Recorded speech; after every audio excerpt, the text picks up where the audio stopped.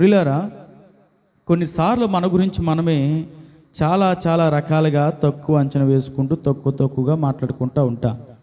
అయితే దేవుడు అలా అంటున్నప్పుడు నీ గురించి ఆయన ఒక ప్రత్యేకమైన ప్రణాళిక కలిగి ఉన్నాడు. కాబట్టి నిన్ను ఆయన ఎన్నుకున్నాడు, ఆయన ఏర్పాటు చేసుకున్నాడు, ఆయన స్థిరపరుచుకున్నాడు. కాబట్టి నిన్ను ఎక్కడ కూడా తక్కువ చేయడానికి ఆయన ఇష్టపడట్లే, ఎక్కడ కూడా నిన్ను చిన్న చూపు చూడడానికి ఆయన ఇష్టపడట్లే.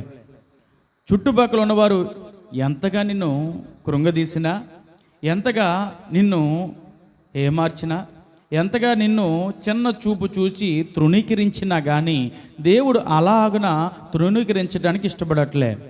ఆయన ప్రత్యేకమైన స్థానం నీకు ఇచ్చున్నాడు, ప్రత్యేకమైన స్థానం నీ కొరకు ఏర్పాటు చేస్తున్నాడు. ఆయన అంటున్నాడు, ఇదిగో ఈ లోకమా మీరందరూ కూడా నా బిడ్డలను మాట్లాడుతూ ఉన్నారండి. మనమే ఆయన మాటను వినలేకపోతూ ఉన్నా.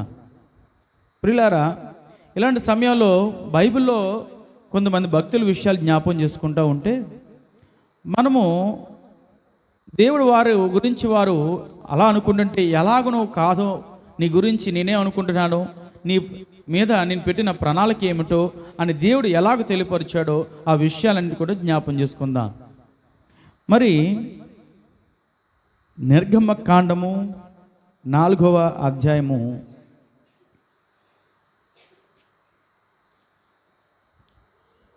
10వ వచనము. అప్పుడు మోషే, ప్రభువా, ఇంతకు మునుపైనను నీవు నీ దాసునితో మాటలాడినప్పటి నుండి అయినను నేను మాట నేర్పరిని కాను, నేను నోటి మాంద్యము నాలుక మాంద్యము గలవాడనని యెహోవాతో చెప్పగా. దేవుని స్తోత్రం కలుగునుగాక. హల్లెలూయా, హల్లెలూయా. ప్రియులారా, దేవుని యొక్క వాక్యం సెలవిస్తుంది. ఇక్కడ మోషే మాట్లాడుతున్నాడట, అయ్యా మరి నేను చాలా చిన్నవాడిని, నేను చాలా బలహీనుడిని, నేను ఏ మాట కూడా మాట్లాడలేను, ఏ మాట కూడా చెప్పలేను. నువ్వేమో చూస్తుంటే నన్ను ఎవరికి నాయకులుగా ఉంచమని సెలవిస్తున్నావు? ఇశ్రాయేలు ప్రజలకు నాయకుడు ఉండమని నువ్వు మాట్లాడుతున్నావు, ఇశ్రాయేలు ప్రజల్ని బయటికి వెలుపలికి తీసుకురమ్మని మాట్లాడుతున్నావు, ఆ ఫరో రాజుతో నిలబడి మాట్లాడమని చెప్తున్నావయ్యా. ఇవన్నీ మానే ఉన్నాయి, కానీ అయ్యా నేను రాజు ముందు నుండి నిలబడి మాట్లాడాలంటే నాకు నోటి మాంద్యం ఉంది, అంటే మాట్లాడలేను, నాకు ఎలా మాట్లాడాలి ఏంటో తెలియదయ్యా, నాలుక మాంద్యం ఉంది, నోటి మాంద్యం ఉంది. అక్కడ మాట్లాడేటప్పుడు ఒకవేళ క్రమంగా మాట్లాడలేనమ్మో, నువ్వు చెప్పిన విషయము చెప్పినట్టుగా నేను చెప్పలేనటువంటి నేర్పరిగా ఉన్నాను, అంత నేర్పరిని కాను, చెప్పలేను. కాబట్టి అయ్యా నేను కాకుండా ఎవరైనా అయితే చాలా బాగుంటుంది. మా అన్న కూడా ఉన్నాడు కదా, అతడు చాలా నేర్పరి, చాలా బాగా చేస్తాడు, దేవుని మాటలు చక్కగా చెప్పగలడయ్యా. కాబట్టి అతనని మీరు ఏర్పాటు చేసుకోవచ్చు కదా. అయ్యా నేనే పట్టువాడిని, నాకు మాట్లాడడమే రాదు, నా జ్ఞానం సరిపోదయ్యా నీ జ్ఞానం ముందు, నా తెలివి సరిపోదయ్యా నీ తెలివి ముందు. నేనేం చెప్తున్నా అది ఎవరు లెక్క చేయరయ్యా, నేను ఏం చెప్తున్నా అది ఎవరికి అర్థం కాదయ్యా, నేను ఏం తెలియపరచాలనుకుంటున్నానో అది ఎవరి హృదయాల్లోకి చొచ్చుకుపోదయ్యా. అలాంటప్పుడు ఇక ఫరో యొక్క ఎదుట నేను నిలబడి నీవు చెప్పమన్న ప్రతి మాటను కూడా చెప్పడానికి నేను సిద్ధపడుతున్నప్పుడు ఈ మాట చెప్పే నేర్పరితనం నాకు లేకపోతే ఆ మాట వృధా అయిపోతుందేమో. దేవా, నువ్వు చూపించే మార్గము వెళ్ళలేమేమో, ఎందుకంటే నువ్వు చూపించే మార్గము సరైనదే, శక్తివంతమైనదే, కానీ ఆ మార్గములోకి నడిపించే సమర్థత నా దగ్గర లేదేమో తండ్రి. కాబట్టి నేను సరిపోనయా అని మాట్లాడుతుండండి. అనేక మార్లు కూడా మనము కూడా ఇలాగ మాట్లాడుతూ వస్తుంటా. దేవుడు నిన్ను ఒక మార్గం గుండా ప్రయాణం చేయమని చెప్తున్నప్పుడు నీ మీద ఆయన ఒక క్రమాన్ని ఏర్పాటు చేసి ఒక బాధ్యతను అప్పగించి, ఇదిగో ఈ బాధ్యతను నువ్వు చేపట్టాలి, ఇలాగ నువ్వు ఉండాలి అని ఆయన తెలియపరుస్తున్నప్పుడు అనేక మార్లు మనము కూడా ఇలాగ చెప్పిన వారమే. అయ్యా, నిన్ను చూస్తే చిన్నవాడిని, నా జ్ఞానం సరిపోదు, నా తెలివి సరిపోదు, ఇదిగో అయ్యా నా బలము ఎట్టి పరిస్థితుల్లో సరిపోదు, నువ్వు చెప్తున్న పనులేమో చాలా పెద్దవి, చాలా గొప్పవి, అటువంటి యోగ్యత నాకు కూడా లేదేమో అని అనేక మార్లు మనం ఆయన చెప్తున్న మార్గంలోకి, చూపిస్తున్న మార్గంలోకి వెళ్ళడానికి కూడా మనల్ని మనం తక్కువ చేసుకుంటూ ఉంటాం. ప్రియులారా, దేవుడు చూపించే మార్గంలో వెళితే ఆయన ఎటువంటి విషయానైనా సరిచేసేవాడు ఆయనే. దేవుడు అంటున్నాడు, మోషే, ఇది ఎవరు కాదు, నీ వలన జరుగుతుంది, నీ వలనే సాధ్యపడుతుంది. ఇదిగో అందుకొరకనే ఇన్నాళ్ళు నీకు తర్ఫీదునిచ్చాను. అక్కడ ఫరో గృహంలో నేను 40 సంవత్సరాలు పెంచాను. ఇదిగో ఇత్రో దగ్గర నేను ఒక 40 సంవత్సరాల అరణ్యంలో ఉంచాను. ప్రణాళికను నీ కొరకును ఏర్పాటు చేశాను. అయితే నువ్వు చేయవలసిందల్లా ఆ మార్గంలో వెళ్ళడమే అని చెప్తున్నాడండి. అక్కడ మోషే అంటున్నాడు, అయ్యా నిజంకి నేను చాలా కోపం కలిగిన వ్యక్తిని. నేను ఒకవేళ ఆలోచనలో తొందరపాటు కలిగిన వ్యక్తిగా ఉంటున్నాను. అయ్యా నా మాటల్లో తొందరపాటు ఉంటుందేమో, అయ్యా నా చేతల్లో ఒకవేళ తొందరపాటు ఉంటుందేమో. కాబట్టి ఇలాగ నువ్వు చూపించిన మార్గంలో నేను వెళ్ళడానికి అది ఇబ్బందికరంగా ఉంటుంది. ఒకవేళ నీ ప్రణాళికను నేనే పాడు చేస్తానేమో. కాబట్టి నేను సరిపోనయ్యా అని ఎన్నో విధాలుగా దేవుడు ఎన్ని విధాలుగా చెప్తున్నప్పటికీ కూడా అతడు అన్ని విధాలుగా చెప్తున్నాడు. మనము కూడా దేవుడు ఎన్నో విధాలుగా మనం బలపరుస్తున్నప్పటికీ కూడా మనము కూడా అలా వెనక్కి ఏదో అడుగు వేస్తూ వస్తున్నాం. ప్రియులారా, మనము అలా వెనక్కి అడుగు వేసే కొలది వెనకే ఉంటాం. ఎప్పుడైతే దేవుడు ఒక మార్గాన్ని చూపించి ఇందులో నువ్వు వెళ్ళడము నాకు ఇష్టము, అది నా చిత్తమని దేవుడు తెలియపరుస్తున్నప్పుడు, ఆ మార్గం వైపు మనం నడిపించాలని దేవుడు ఆశపడుతున్నప్పుడు మనం అన్ని విధాలుగా సిద్ధపడి వెళ్ళవలసిన వారమై ఉన్నాము. ఎందుకనంటే లోపాలన్నిటిని ఎరుగున్న దేవుడు ఆయనే, ఆ లోపాలన్నిటిని సరిచేయు దేవుడు కూడా ఆయనే. ఆ లోపము నుండి నీకు ఘనత తెచ్చే విధంగా నిన్ను స్థిరపరిచేది కూడా ఆయనే. ఇటువంటి పరిస్థితుల్లో ఉన్న మోషేని దేవుడు బలపరిచాడండి.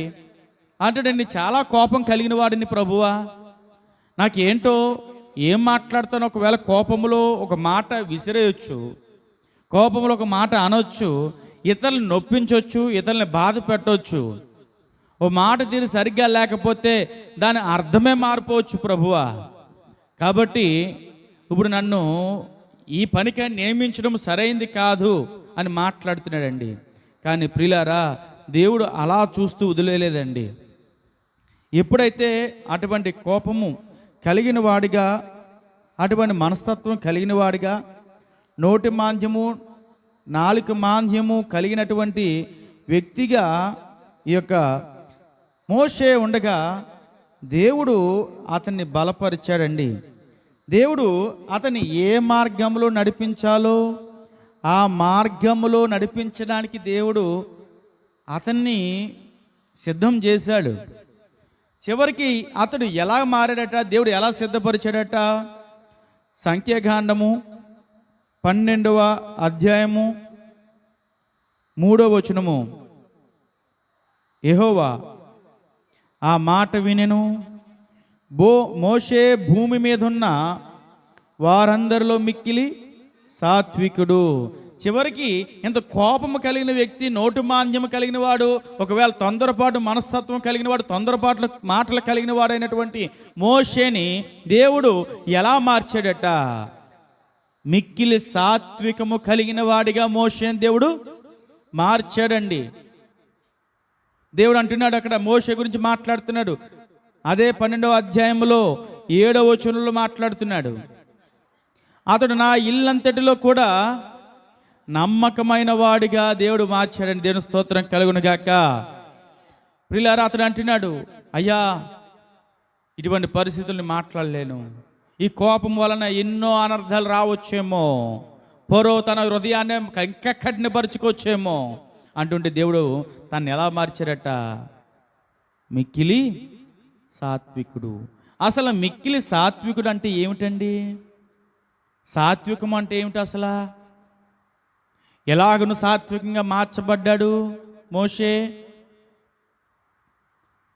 సాత్వికుడు అంటే ఏమైనా కానీ శాంతంగా వెళ్ళిపోవాడండి.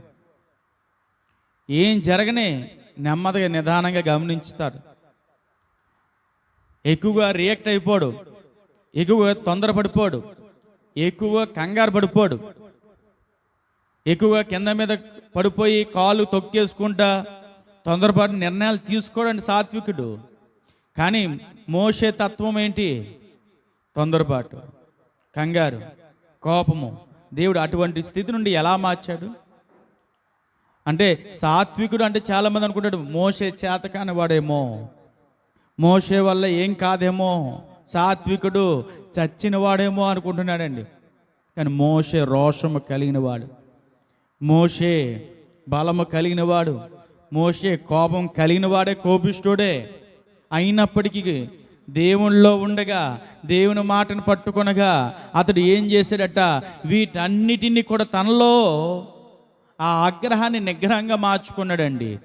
తనలో తాను అదుముకుంటున్నాడు, తనలో తాను ఇవన్నీ కూడా తొక్కు పెట్టుకుని దేవుని వైపు చూస్తున్నాడండి. అక్కడ ఎప్పుడైతే ఐగుప్తులో ఉన్నప్పుడు ఒక హెబ్రీయుడిని ఐగుప్తుడు వచ్చి వాడితో గొడవ పెట్టుకుని ఒక కొట్లాటి దిగే సమయం లోపలనే మోషే ఏం చేశాడు? అవసరమైతే హెబ్రీయుడు నువ్వు ఇలాగంటావా అని చెప్పి ఒక గుద్దికి చంపేసి ఆ ఇసుకలోనే పాతి పెట్టేశాడు. బలం లేనివాడు కాదు, శక్తివంతుడే. అటువంటి స్థితిలో నుండి దేవుడు ఎలా చేశాడు? ఇశ్రాయేలు ప్రజల యొక్క ప్రయాణములు ఎన్నో మార్లు ఎన్నో విధాలుగా అతన్ని మాటలతో బాధ పెడుతున్నప్పటికీ, ఎన్నో మాటలు అంటున్నప్పటికీ కూడా ఎప్పుడు కూడా కోపపడలేదటండి. ఎప్పుడు కూడా అతడు వేరే విధముగా ప్రవర్తించలేదు. ఏదేమైపోయిన సాత్వికం కలిగిన వాడికి ఉండి నిదానించి అంత గమనించి దేవుడు మొట్టమొదటిగా దేవుని పాదాల చెంతకు వచ్చేసి, ప్రభువా ఏంటి పరిస్థితి ఎలాగంటున్నారు, ఏం చేయమంటావు నన్ను అన్నాడండి. ప్రియులారా, నోటి మాంద్యము నాలుగు మాంద్యము కలిగినటువంటి మోషేని దేవుడు ఎలా మార్చాడట? సాత్వికము కలిగిన వాడిగా దేవుడు మార్చాడు. ఈరోజు మన జీవితాన్ని మార్చగలిగిన శక్తి కలిగిన వాడు యేసయ్య మాత్రమే. మనుషులు మార్చలేడండి మన జీవితాన్ని, అధికారులు మార్చలేరని మన జీవితాన్ని. ఈ లోకంలో పుట్టిన వారు ఎవరూ మార్చలేరు ప్రభుని యేసుక్రీస్తు వారు తప్ప.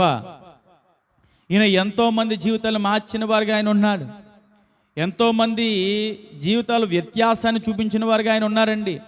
అంతకుముందు జీవిస్తున్న జీవితాన్ని బట్టి ఏమిటి, ఇతడైనా దేవుల్లో ఉండగా ఎలా మారాడా అనే స్థితిని కలిగించిన వారుగా ఉన్నారండి యేసయ్య. ప్రియులారా, మనం అనుకుంటాం ఎన్నోసార్లు, ప్రభువా నేను మాట్లాడలేను, నా వల్ల ఏది కాదు, నా వల్ల ఏది జరగదు అని ఎన్నో మార్లు అనుకుంటా ఉంటామేమో. దేవుడు అంటున్నాడు, నీ వల్ల నాకు కానిది ఏది లేదు, కానీ నీ వల్ల నేను జరిగిస్తాను, నా మీద నువ్వు ఆధారపడు, అంతే. నువ్వు చేయవలసింది ఏమిటి? దేవుని మీద ఆధారపడడం, అంతే. అంతకు మించి వేరేది మనం చేయవలసిన అవసరము ఉందా? ఏమీ లేదు. కింద మీద పడిపోయి మన కంగారు పడవలసిన అవసరం ఉందా? ఏదీ లేదు. ఇశ్రాయేలు ప్రజలు ఆ ఎర్ర సముద్రాన్ని చూసినప్పుడు వారి పరిస్థితి ఎలాగుందండి? ఎంతో కంగారు పడిపోతున్నారు, ఎంతో బాధపడిపోతున్నారు. అంటున్నారు, ఏమిట్రా పరిస్థితి ఇప్పుడు? తీరా ఇక మోషేని చూసి వచ్చేసాం మనం, ఏంటి మన పరిస్థితి? ఇంకా చావే. కానీ దేవుడు అటువంటి క్లిష్టమైన పరిస్థితిలో మార్గమే లేని చోట నుండి మార్గము ఏర్పాటు చేసి, ఎవరు వెళ్ళని మార్గములో, వారు వెళ్ళిన తర్వాత ఎవరు వెళ్ళని మార్గంలో దేవుడు ఏం చేశాడు? ఆ ఇశ్రాయేలు ప్రజలను నడిపించాడండి.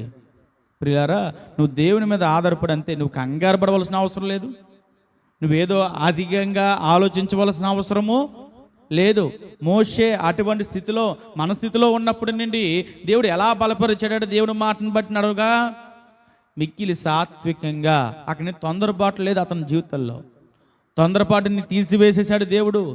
ఇప్పుడు తొందరపాటు లేకుండా చక్కగా నిదానంగా వెళ్ళేవాడిగా తన జీవితం మారిపోయిందండి. కొన్నిసార్లు మనం కూడా అలాంటి పరిస్థితులు ఉంటే దేవుని పాదాల చెంత పట్టుకుంటే ఆయనే మన జీవితాలను ఏం చేస్తాడు? సరి చేస్తాడు. మన కంగారు పడొద్దు, భయపడొద్దు, ఏ విషయాల్లో కూడా కింద మీద పడిపోవద్దు. ప్రియులారా, మరొక వ్యక్తి ఉన్నారు. ఆయన తను తాను ఎలాగ పోల్చుకుంటున్నారో ఒకసారి జ్ఞాపం చేసుకుందాము. మొదటి సమూయేలు గ్రంథము 24వ అధ్యాయము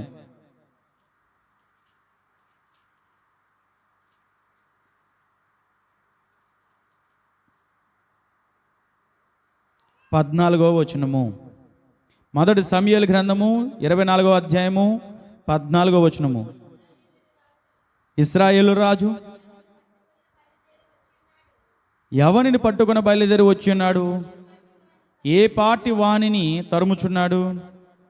చచ్చిన కుక్కను కదా, మిన్నల్ని కదా.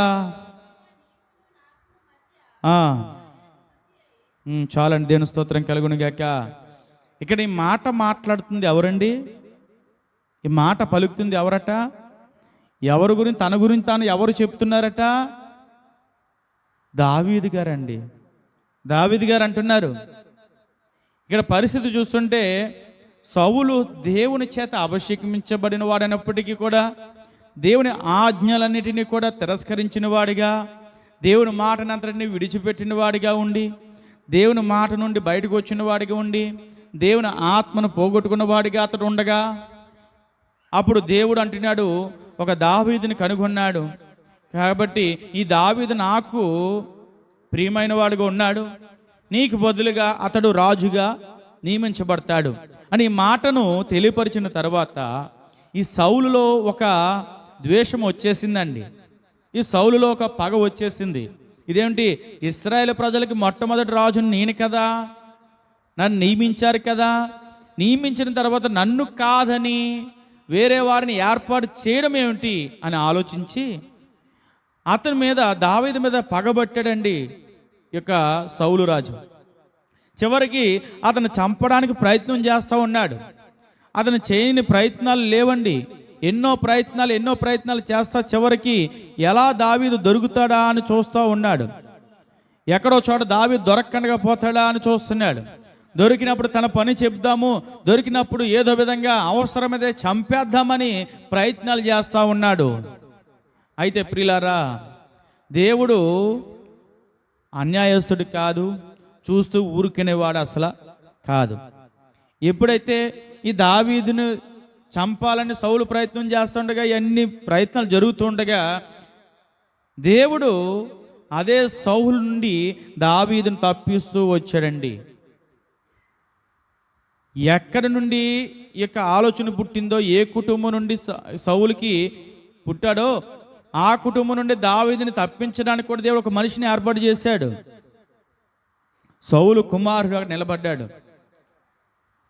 యోనాతాను నిలబడి, ఇదిగో దావీదు, ఇదిగో నా ప్రాణ స్నేహితుడా, ఇదిగో నీకు ఫలానా మార్గంలో ఇలాగనుంది, నీకు ఇలాగా నీ గురించి కాస్తున్నారు, నీకు ప్రాణాపాయం ఉంది కాబట్టి నువ్వు అక్కడికి వెళ్ళొద్దు, లేదా ఇలా తప్పించుకో, ఇలాగ ఉండని అతని గురించిన విషయాలన్నీ కూడా తెలియపరుస్తూ వచ్చాడండి.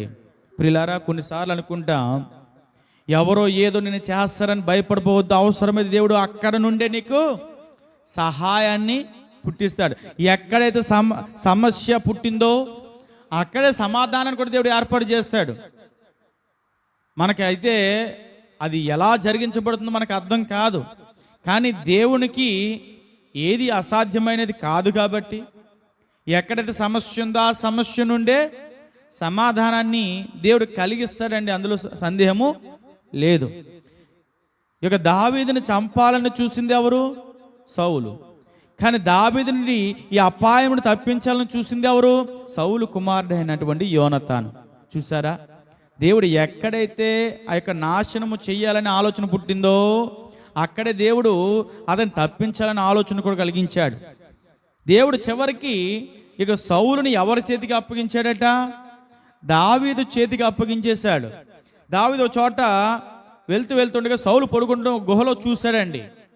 చూడగానే అని ఉన్నవారు అందరూ అనుకుంటే ఏదో విధంగా, రే నాయన మనల్ని చంపాలని చూసిన వ్యక్తి మనం దొరికాడు కాబట్టి ఏదో విధంగా ఇతన్ని చంపేయాలి, ఏదో విధంగా ఇతన్ని మనం అంతమొందించాలని ఆలోచన చేశారు ఎవరో ఇక దావీదు చుట్టూ ఉన్నవారు. కానీ సౌలు ఇలాగ దొరికాడు కదా, ఏదోటి చేసేద్దాము, నన్ను చంపాలనుకున్నాడు కాబట్టి నేను కూడా చంపేద్దామని అనుకున్నాడు దావీదు. అనుకోలేదండి. దేవుని చేత అభిషేకం పొందినవాడు, దేవుని చేత అభిషేకించబడినవాడు సౌలు. కాబట్టి ఈ సౌలు నేను ఎలాగ చంపాలనుకుంటాను, అది ఎటువంటి అపాయం అయితే నేను చేయను అని చెప్పాడండి. చెప్పిన తర్వాత సౌలు ఈ విషయాన్ని అంతటి లేచిన తర్వాత గమనించాడు. అంటున్నాడు, అయ్యా నువ్వు చంపాలని చూసావు, ఎవరిని తరమాలని చూసావు, నేనేమన్నా గొప్పవాడినా, అంత శక్తిమంతుడినా? చచ్చిన కుక్క వంటి వాడినయ్యా నేను నీ ముందర, అంత శక్తిమంతుడినేమి కాదు.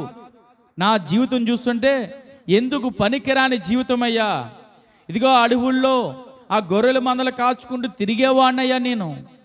నాది జ్ఞానం ఏ పాటి జ్ఞానమయ్యా, నా బలము ఏ పాటిదయ్యా, నేను ఎంతటి వాడిని. అయినప్పటికీ నువ్వు నన్నేదో గొప్పగా చూసావే, నన్నేదో చెయ్యాలని చూసావే. చచ్చిన కుక్క కంటే దారుణంగా ఉన్న నా పరిస్థితి, బ్రతుకున్న కుక్క కూడా కాదు, చచ్చిన కుక్క వంటి వాడనే నేను, చాలా చిన్నవాడినయ్యా నేను. నువ్వు నన్ను ఎంత ప్రయత్నం చేయవలసిన అవసరం ఉంది? నీకు విరుద్ధంగా లేవడానికి నేను ఎంత మాత్రం ఇష్టపడలేదు. నీకు అపాయము చేయడానికో నీ రాజ్యంలో నీకు కీడు చేయడానికి నేను ఎంత మాత్రం ఇష్టపడలేదయ్యా.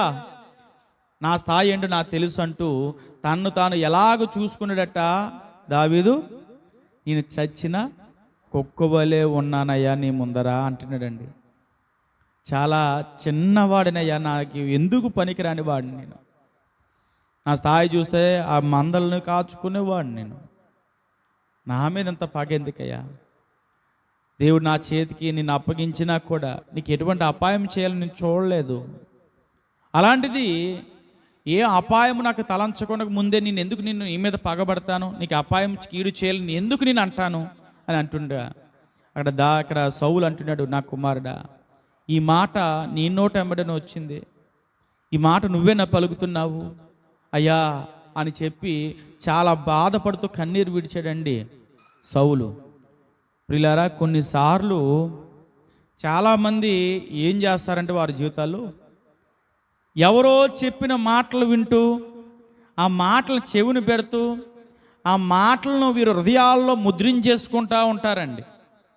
ముద్రించేసుకుని ఒకవేళ ఎదుటి ఉన్నవారు ఒకవేళ ఏ కీడు చెయ్యనప్పటికీ కూడా, ఒకవేళ వారు తెలుసో తెలియకో పొరపాటునో ఏదో ఒక ఇబ్బంది వారి ద్వారా నీకు తలపెట్టడం జరిగినప్పుడు, ఏదో సమస్య వచ్చినప్పుడు వారు అనుకుంటారు వారిని ఏదో విధంగా దూరం పెట్టాలని. ఈ లోపల కొంతమంది పక్కన చేరుతూ ఉంటారండి.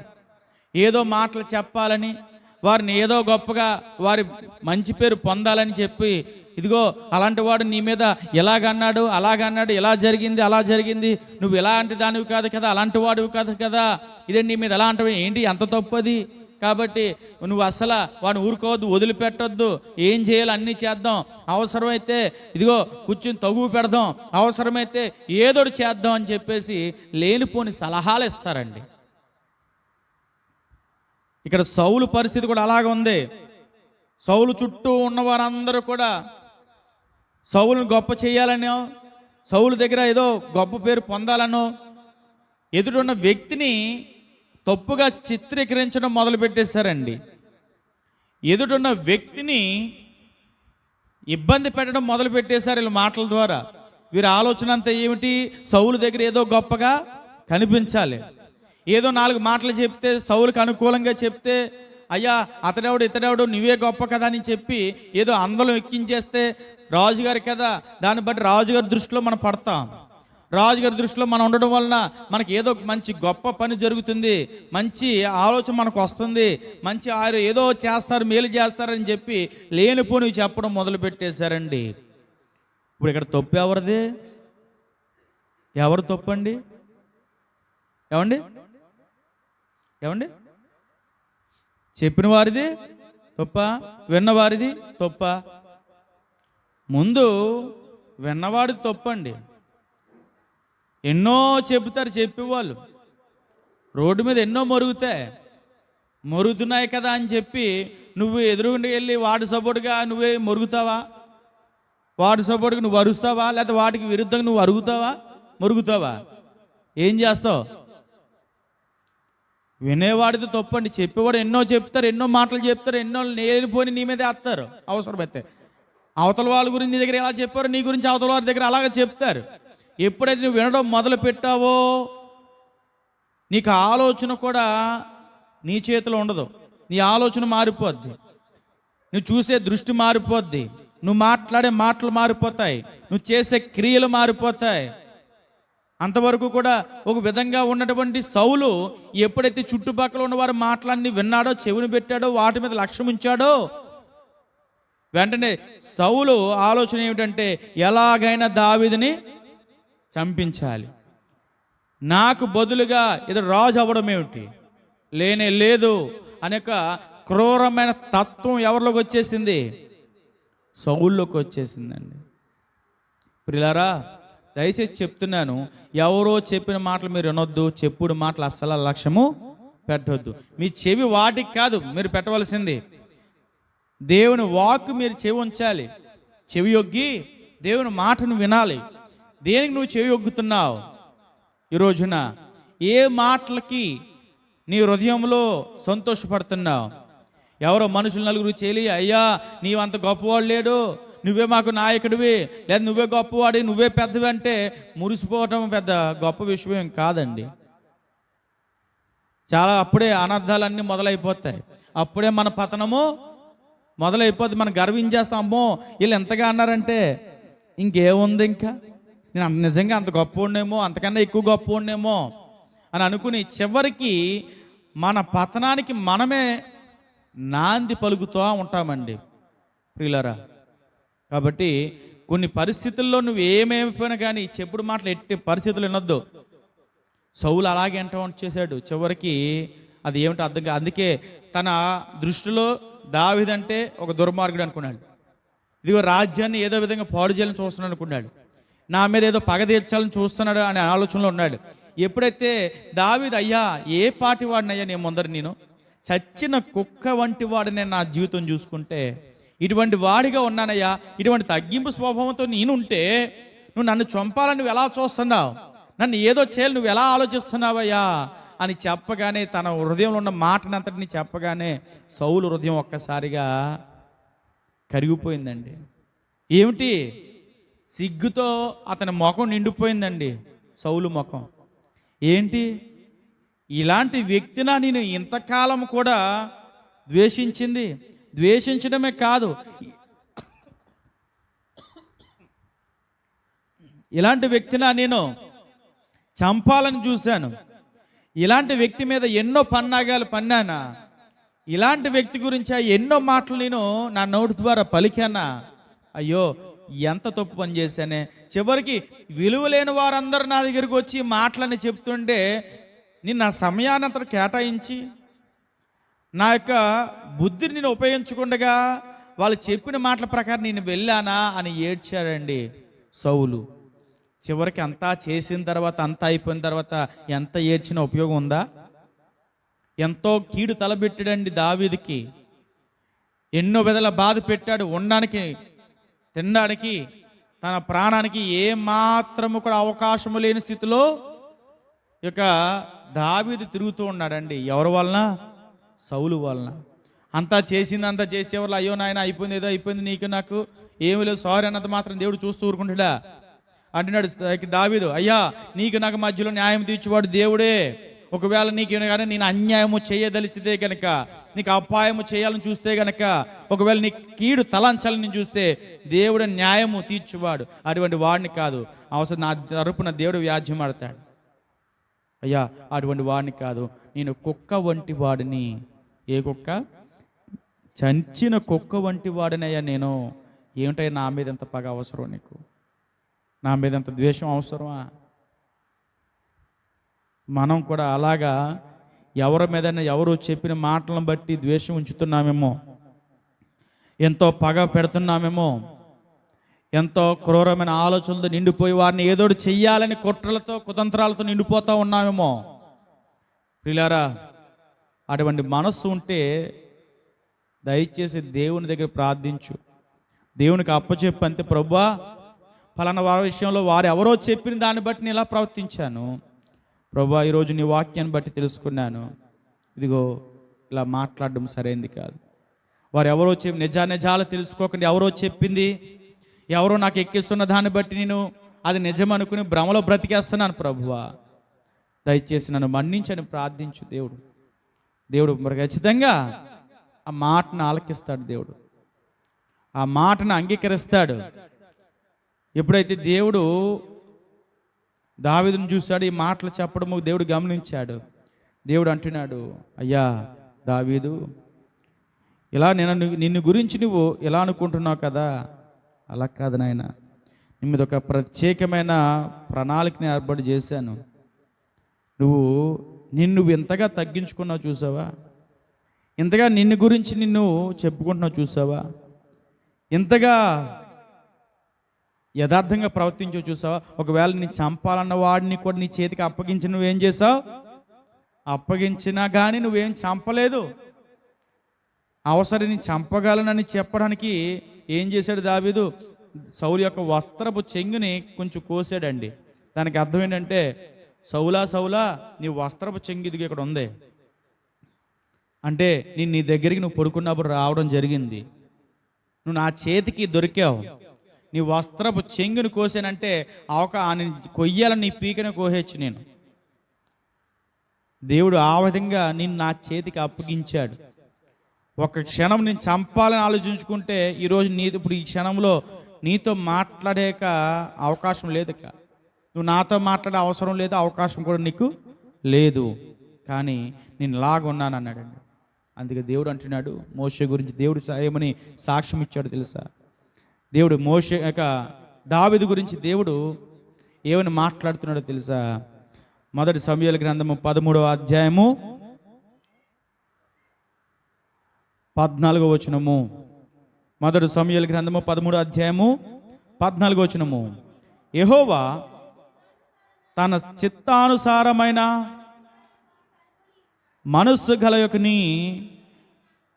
కనుగొని ఉన్నాడు. దేవుని స్తోత్రం కలుగును గాక. దావీదు గురించి దేవుడు సాక్ష్యం ఇస్తున్నాడు. దావీదు ఎవరట, తన చిత్తానుసారమైన మనస్సు కలిగినటువంటి వాడు. ఎవరు? దావీదు. దావీదు దేవుని చిత్తానుసారమైన మనస్సు కలిగిన వాడిగా ఉన్నాడు అని దేవుడే సాక్ష్యము చెబుతున్నాడండి. ఇంతకీ ప్రియులారా, దావీదు అనుకునే, ప్రభువా నీ ఏ పాటి వాడిని, నీ అంతటి వాడిని, చచ్చిన కుక్క వంటి వాడిని నేను, అటువంటి జీవితం నాదయ్యా అని అనగా దేవుడు అంటున్నాడు. దేవుడు తన గురించి ఏ విధంగా ప్రణాళిక ఏర్పాటు చేసుకున్నాడంటే, అయ్యా నీవు నా చిత్తానుసారమైన హృదయానికి కలిగిన వాడివి, నా హృదయానుసారుడైన నా యొక్క కుమారుడివయ్యా అని దేవుడు మాట్లాడుతున్నాడండి. కొన్నిసార్లు మనం అనుకుంటాం, ఒకవేళ నిన్ను గర్వం లేకుండా తగ్గించుకొని దేవుని ఎదుట నిన్ను నువ్వు గనక గణపరుచుకుంటే గనక దేవుడు నిన్ను గణపరుస్తాడు.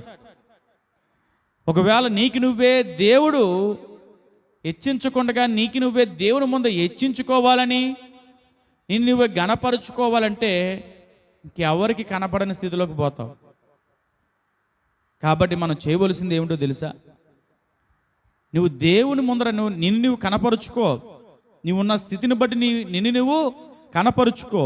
అప్పుడు దేవుడు నిన్ను ఖచ్చితంగా గణపరుస్తాడు. అందులో ఎటువంటి సందేహం లేదు. దావీదు తన ఏ పాటి వాడినో తన స్థితి ఏమిటో జ్ఞాపం చేసుకుని ముందర స్థితిని విడిచిపెట్టక మరిచిపోకుండా, ప్రభువా నేను ఎంతటి వాడిని, ఏ పాటి వాడిని, నా జీవితం ఏమిటి, నా బ్రతుకు ఏమిటయ్యా, ఇదిగో ఈ నువ్వు కల్పించిన ఈ స్థితి నీదే కదా, నీవు లేకపోతే నేను ఏమైపోవాడినయ్యా, ఈ బ్రతుకంతా నీ కోసమే కదా దేవా, ఇదిగో నిన్ను ఇలాగనున్నాను సౌలు చేతన, ఇదిగో నువ్వు సౌలుని అభిషేకించావు, సౌలు చేత ఈ రాజ్యాన్ని నడపాలని చూసావు, ఇగో సౌలా దేవుని ప్రణాళిక నీ మీద అలాగుంది, నేను ఎంతటోడిని, నేను గొప్పోడిని ఏం కాదు అన్నాడండి. తగ్గించుకున్నాడు. దేవుడు అతన్ని ఏం చేశాడు, హెచ్చించాడు. కొన్నిసార్లు మనం అనుకుంటున్నాం మన బ్రతుకు ఎంత ఏమిటో అని, కానీ దేవుడు అంటున్నాడు, అలా నిన్ను తగ్గించుకునే స్థితి కనుక నువ్వు ఉంటే, దేవుడు అంటున్నాడు ఆయన చిత్తానుసారమైన హృదయం నీలో కనుగొలని ఆ దేవుడు ఆశపడుతున్నాడు. దావీదు తను అలా చెప్పుకున్న దేవుడు అంటాడు, అయ్యా నిన్ను అంతగా తగ్గించుకుంటున్నావుగా, నీవు నా చిత్తానుసారమైన హృదయం కలిగిన వాడివి, నా హృదయానుసారుడు అయ్యా దావీదా అని దేవుడు మాట్లాడుతున్నాడు. మనం ఇప్పుడు ఎవరు హృదయానుసారులుగా ఉండాలి? ఏమండి? దేవుని హృదయానుసారుడిగా మనం ఉండాలండి. ఎవరికి నచ్చిన వారికో, మనల్ని మెచ్చే వారికో, మనల్ని పొగిడేవారి వారు హృదయానుసారంగా మనం ఉండకూడదు. చాలామంది రోగులు చేసేవారు అదే. లోకంలో ఉన్న వారందరూ ఏం చేస్తారు? ఎవరో ఒకరు పొగుడుతున్నారంటే వారి కోసం ఏది చేయడానికైనా వెనుకాడరు. ఎంత ఇష్టమైన, కష్టమైన, నష్టమైన, లాభమైన, కీడున్నా ఏమున్నా కానీ, ఏదేమైపోయినా కానీ వాళ్ళని మెప్పించడానికే ప్రయత్నాలు చేసేస్తూ ఉంటారండి. అవి కాదు మన జీవితంలో ఉండవలసి. మనం ఏమిటో, మన స్థితి ఏమిటో, మన గతి ఏమిటో జ్ఞాపకం చేసుకుని, ఒకవేళ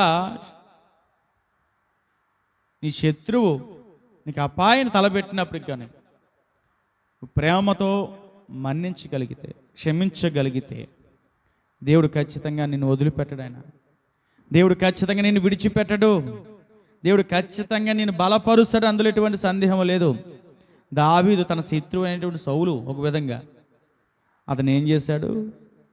అసలు కోపం కూడా పెట్టుకోలేదు, పగ కూడా పెట్టుకోలేదు, ఏ ప్రయత్నము చేయలేదు. అతను ప్రయత్నం చేసి తప్పించుకుని తిరుగుతూ ఉన్నాడు అంతే. చర్యకు ప్రతి చర్య కూడా ఏమీ చేయలే. నువ్వు ఇలా అన్నాక నేను ఇలాగంటే ఇలా, నువ్వు ఇలా చేసుకుని ఇలా చేస్తాను అనలేదు.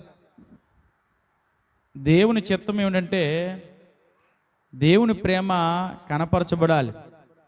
దేవుని చిత్తము ఏమిటి అనంటే, దేవుని యొక్క చిత్తము నీ పట్ల ఎలాగుందంటే ఆయన వల్ల నువ్వు ఉండాలని, ఆయన వల్ల నువ్వు జీవించాలని, ఆయన వల్ల నీ బ్రతుకంతా కనపరచాలని ఆయన యొక్క ఆలోచన. కానీ మనం ఏం చేస్తున్నాము? ఆయన యొక్క ఆలోచన మనం జ్ఞాపం చేసుకుంటున్నామా? మనం తగ్గించుకుంటున్నామా? ఎవరన్నా రెండు మాటలు పొగిడితే పొంగిపోతున్నామా? ఒకసారి జ్ఞాపం చేసుకోవాలి. మనం ఖచ్చితంగా మనమందరం ఖచ్చితంగా విషయాలు జ్ఞాపం చేసుకోవాలి ప్రియులారా. ఎప్పుడైతే మనం తగ్గించుకుంటామో, ఎప్పుడైతే మన స్థాయి ఏంటో మనం తెలుసుకుని మనం ప్రవర్తిస్తామో, ఖచ్చితంగా దేవుడు అన్ని విషయాలు బలపరుస్తాడు. ఇగయ్యా సొలొమోను గురించి దేవుడు మాట్లాడుతూ అంటున్నాడు. సొలొమోను అంటున్నాడట దేవుని దగ్గర, అయ్యా నీ ప్రజల్ని పాలించడం నాకు ఏం చాలదు? బుద్ధి చాలదు, జ్ఞానం సరిపోదు, నిన్ను చిన్నవాడిని, అంత తెలివి నా దగ్గర లేదు. ఇప్పుడేమో ఇటువంటి వాడికి నీ యొక్క ప్రజలను పాలించమని అడుగుతున్నావు. నీ ప్రజలు నేను పాలించడానికి నాకు తగిన తెలివిని, జ్ఞానము నాకు దయచే తండ్రి అని అడుగుతున్నాడు. మనం అందరూ అనుకుంటాం మనం చాలా అతి తెలివి గలవాళ్ళం అండి, నాకు చాలా తెలివి ఉంది, నాకు చాలా బలం ఉంది, నిజానికి నా అంత ఆలోచన చేసేవాడు ఎవడో లేడు, నేను ఆలోచించానంటే బొమ్మని తిమ్మిగాను, తిమ్మిని బొమ్ముగాను చేయగలను, అవసరమైతే ఎలా అయినా చేసేస్తాను, తలలు తీసి తలలు మార్చేస్తాను అని చాలాసార్లు అనుకుంటూ ఉంటారని కొంతమంది. వారి ప్రవర్తన కూడా అలాగే ఉంటుంది, వారి మాటలు కూడా అలాగే ఉంటుంది. పక్కన ఏదో చులకనంగా చేస్తాడు, ఆడికి ఏం తెలుదు, ఆడికి ఏం రాదు, నాకే అంత తెలుసు, నా ద్వారా జరుగుతుంది కాబట్టి నేను ఏది చెప్తే అదే జరగాలన్నట్టుగా ప్రవర్తిస్తూ ఉంటారు. ప్రియులారా, అటువంటి ప్రవర్తన మంచిది కాదు. సొలొమోను మాట్లాడుతున్న దేవుడు ఎటువంటి స్థితి కలిగించాడట అతనికి? తన ప్రజల్ని పాలించేటువంటి స్థితిని, ఒక రాజుగా నియమించే స్థితిని దేవుడు ఇస్తే అతడు అంటాడు, అయ్యా నీ యొక్క ప్రజలను నేను పాలించడానికి నాకు బుద్ధి చాలదు. మొదటి రాజుల గ్రంథము 3వ అధ్యాయము 7వ వచనము. నా దేవా యెహోవా, నీవు నా తండ్రి అయిన దావీదునకు బదులుగా నీ దాసుడునైన నన్ను రాజుగా నియమించి ఉన్నావు. అయితే నేను బాలుడును, కార్యములు జరుపుటకు నాకు బుద్ధి చాలదు. చూసారా? అయ్యా మా తండ్రి తర్వాత నన్ను ఒక రాజుని నియమించేస్తావు, ఈ కార్యములు జరిగి నాకు బుద్ధి ఏమో చాలదయ్యా, అంత తెలివి లేదు, నా జ్ఞానం లేదు, కాబట్టి నేను కష్టమయ్యా, ఏంటో ఎందుకంటే నీ జ్ఞానం చాలా గొప్పది, నీ ప్రణాళిక చాలా గొప్పది, నీ ఉద్దేశము చాలా అత్యంత ఉన్నతమైనది. ఇప్పుడు చూస్తుంటే నేను ఏం చెప్పగలను, ఏం మాట్లాడగలను, ఎలా పరిపాలించగలనయ్యా, చూసి నాకు చాలా భయం వేస్తుందయ్యా, నా జ్ఞానం అసలు సరిపోదయ్యా, నా వల్ల కాదయ్యా అంటున్నాడు సొలొమోను. దేవుడు అంటున్నాడు,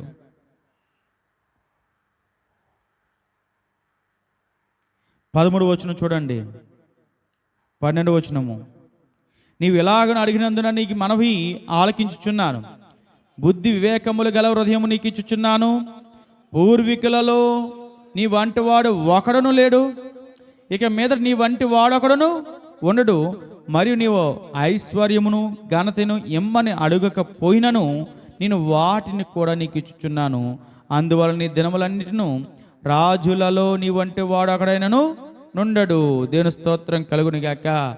అంటున్నాడు, అయ్యా నా బుద్ధి సరిపోదు, నా జ్ఞానం సరిపోదంటే దేవుడు అంటున్నాడు, అటువంటి జ్ఞానాన్ని నీకు ఇస్తున్నాను, వివేచనని ఇస్తున్నాను. అయ్యా నువ్వు డబ్బును అడగలేదు, పేరును అడగలేదు, ఘనతను అడగలేదు, ధనధాన్యాలను అడగలేదు, ఈ లోకంలో ఉన్న ఏది గొప్పదాన్ని ఏది నువ్వు ఆశించలేదు. కేవలం అన్నది ఏమడిగావు, నీ ప్రజలను పాలించడానికి తగినటువంటి జ్ఞానము నాకు దయచేయని అడిగావు కదా. కాబట్టి ఆ జ్ఞానాన్ని నీకు ఇస్తాను, దాంతోపాటు ఇక ఐశ్వర్యాన్ని, దాంతోపాటు ఈ యొక్క ఘనతలకు, ఇవన్నిటిని కూడా ఆస్తిపాస్తులను, ఇటువంటి స్థితిని ఇస్తాను. నీ జీవితంలో నెమ్మది పొందుతావు. నీ వంటి రాజు ఇంకెన్నడూ లేడు, ఇంకెప్పుడు కూడా రాడు. ఇటువంటి పరిస్థితి నీకు ఇస్తానండి. ప్రియులారా, ఒకవేళ నీ తెలివిని చూసి విర్రవీగుతున్నావేమో, నీకంట తెలివైన వాళ్ళు, జ్ఞానవంతులు కోకొల్లలుగా ఉన్నారండి. మన జ్ఞానం ఏ పాటిదండి, మనం ఏ పాటి వారము, అంతలో కనబడి అంతలో మాయమైపోయిన ఆవిరి వంటి వారం అండి. మన జీవితము క్షణకాలమైన జీవితం అండి. ఒక నీటి మీద బుడగ ఎలాగైతే అలా కనిపించి అలా మాయమైపోతుందో, మన బ్రతుకు ఈ భూమి మీద కూడా అలాగే ఉందండి. ఇటువంటి బ్రతుకులో మనల్ని మనం హెచ్చించుకోవడం అవసరమా? మనం గొప్ప చేసుకోవడం అవసరమా? మనం గొప్పగా చూపించుకోవడం అవసరం అంటారా? దేవుని జ్ఞానం ముందు, దేవుని ఆలోచన ముందు, దేవుని యొక్క ఘనత, మహిమ, ప్రభావముల ముందు మన జీవితం ఎంత, మన స్థితి ఎంత? కాబట్టి ప్రియులారా, ఎప్పుడు కూడా గర్వం పొందుకోవద్దు. మీరు ఎవరు కూడా మిమ్మల్ని మీరు హెచ్చించుకోవాలని ప్రయత్నాలు చేయొద్దు. ఎవరు కూడా ఏదో స్థితిలో నాకన్నా మించిన వాళ్ళు ఎవరో లేరు అనే ఆలోచనలకు వెళ్ళొద్దు. తగ్గింపు తత్వం కలిగి ఉంటే కనుక, వీరందరూ కూడా తగ్గింపు తత్వం కలిగి ఉన్నవారు, తగ్గింపు జీవితం కలిగి ఉన్నవారు. అయ్యా నా జీవితం అంతా మోషే అంటున్నాడు, నోటి మాంద్యము, నాలుక మాంద్యం కలిగిన వాడు, నేను మాట్లాడలేని జ్ఞానం లేనివాడు. దేవుడు ఇదిగో అది మీ భూమి మీద మిక్కిలి సాత్వికుడు ఆయన, నా ఇల్లంతటి నమ్మకమైన వాడు అంటున్నాడు. దావీదు అంటే నీ చచ్చిన కుక్క వలె ఉన్నానైనా నేనంతటి వాడిని అంటే దేవుడు అంటాడు, నా హృదయానుసారమైన వాడు, నా చిత్తానుసారమైన హృదయాన్ని కలిగిన వాడు, నా హృదయానుసారుడు దావీదు అని మాట్లాడుతున్నాడు. సొలొమోను అంటే నా జ్ఞానం సరిపోదయ్యా అంటే నీ జ్ఞానమును, బుద్ధిని, వివేచనను నీకు ఇస్తున్నానని మాట్లాడుతున్నాడు. వాటితో పాటు నీకు పేరును, ఘనతను, ఐశ్వర్యం అంతటిని ఇస్తున్నాను అంటున్నాడండి. ఇదంతా వారు ఎలా పొందుకున్నారట? వారు తగ్గించుకున్నారు. చాలాసార్లు మనం అనుకుంటాము, కొన్నిసార్లు మన స్థితి ఏంటో తెలియక మనం అనుకుంటాం, మన నీచమైన స్థాయిలో ఉన్నామేమో, అసలు ఎందుకు పనికిరాని వాడినేమో, నేను ఎందుకు విలువ లేని వాడినేమో. ఇగో ప్రజలందరూ కూడా ఏదోటి అంటానే ఉన్నారు, నువ్వు ఎందుకు పనికిరావరా అని. ఇగో మా తల్లిదండ్రులు కూడా తిడతానే ఉన్నారు, నీ వలన రూపాయి ఉపయోగం లేదురా అని చుట్టాలందరూ అంటున్నారు. ఇదిగో నీ నెత్తి మీద ₹1 పెడితే ₹10 కూడా నేను ఎవడు కొనరా అని మాట్లాడుతున్నారు. నీ స్నేహితులు కావచ్చు, బంధువులు కావచ్చు, నీ కుటుంబీకులు కావచ్చు. అనుకుంటున్నావు, ఏంటి నా పరిస్థితి ఇంతేనా, జీవితం ఇంతేనా అని నువ్వు అనుకుంటున్నావేమో. దేవుడు అంటున్నాడు, వీరందరూ కూడా ఎలా అనుకున్నారు వారి గురించి వారు, కానీ వారు తగ్గించుకున్నారు, వారి గురించి వారు అనుకుంటున్నారు. దేవుడు అన్నాడు, ఇదిగో నీ విలువ ఇది కాదయ్యా, నీ విలువ ఏమిటంటే ఒక ప్రత్యేకమైన స్థానమును మీకోసం ఏర్పాటు చేశాను, మిమ్మల్ని ఎన్నుకున్నాను, మిమ్మల్ని నా స్వరక్తం ఇచ్చి వెల ఇచ్చి మిమ్మల్ని కొన్నాను అని దేవుడు మాట్లాడుతున్నాడండి. మిమ్మల్ని గురించి మీరు తక్కువగా అంచనా వేయొద్దు. దేవుడు చిన్న స్థాయిలో ఉన్న నీ ద్వారా గొప్ప కార్య దేవుడు జరిగిస్తాడు. లోకములో జ్ఞానవంతులని, ఘనము పొందిన వారిని, రాజులను, అధికారులను, మిక్కిలి గొప్ప స్థాయిలో ఉన్న వారందరినీ కూడా సిగ్గుపరచడానికి దేవుడు ఎటువంటి స్థాయిలో, అతి స్వల్పమైన స్థాయిలో ఉన్నవారిని, అంత జ్ఞానం లేని వారిని కూడా దేవుడు ఏం చేస్తే వారిని బలము చేత నిలబెట్టి బలవంతులుగా చేసి వీరందరినీ సిగ్గుపరచడానికి వీరి ద్వారా గొప్ప కార్యాలు దేవుడు ఖచ్చితంగా జరిగిస్తాడండి. మనం అనుకుంటున్నాం మన బ్రతుకు ఏమిటి, మనం ఏమిటి. నువ్వు అలా అనుకోవద్దు దయచేసి.